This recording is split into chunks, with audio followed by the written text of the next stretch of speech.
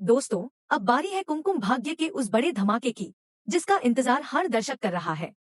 आने वाले एपिसोड्स में आप देखने वाले हैं एक जबरदस्त टकराव, एक ऐसी लड़ाई जिसमें जीत सिर्फ उसी की होगी जो सच्चाई और प्यार के साथ खड़ा रहेगा। और इस बार मैदान में है प्रार्थना। प्रार्थना अब पूरी तरह से बदल चुकी है। उसने यह ठान लिया है कि चाहे हालात जैसे भी हों, वह किसी भी कीमत पर पीछे हटने वाली नहीं है। न वह अपना हक छोड़ेगी, न अपना कमरा छोड़ेगी और न ही अपने पति शिवांश को किसी और के हवाले करेगी।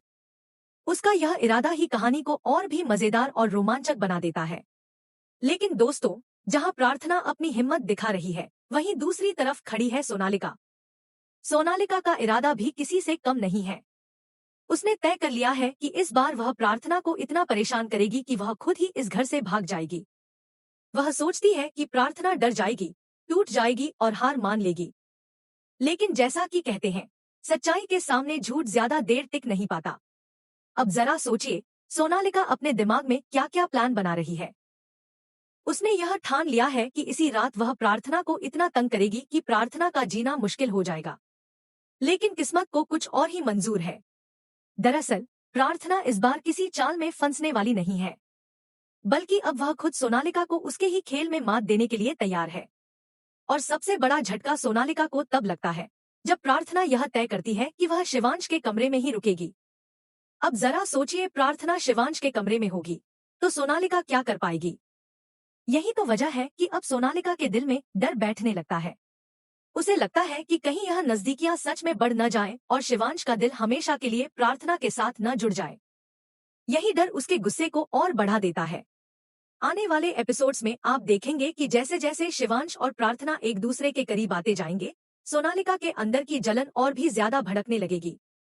उसकी हरकतें और भी खतरनाक होंगी।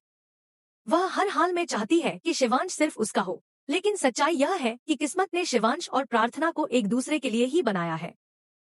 लेकिन दोस्तों, असली मजा तो तब आएगा जब सोनालिका अपने अगले प्लान को अंजाम देगी। अगले दिन वह प्रार्थना पर ऐसे ऐसे आरोप लगाने वाली है जिससे प्रार्थना हिलकर रह जाएगी। उसका मकसद है कि प्रार्थना को पूरे परिवार की नजरों में गिरा दे। अब आप सोच रहे होंगे, क्या प्रार्थना अकेली पड़ जाएगी? नहीं दोस्तों, इस बार ऐसा नहीं होगा, क्योंकि अब प्रार्थना के साथ उसकी माँ और उसकी बहन गायत्री भी खड़ी होंगी।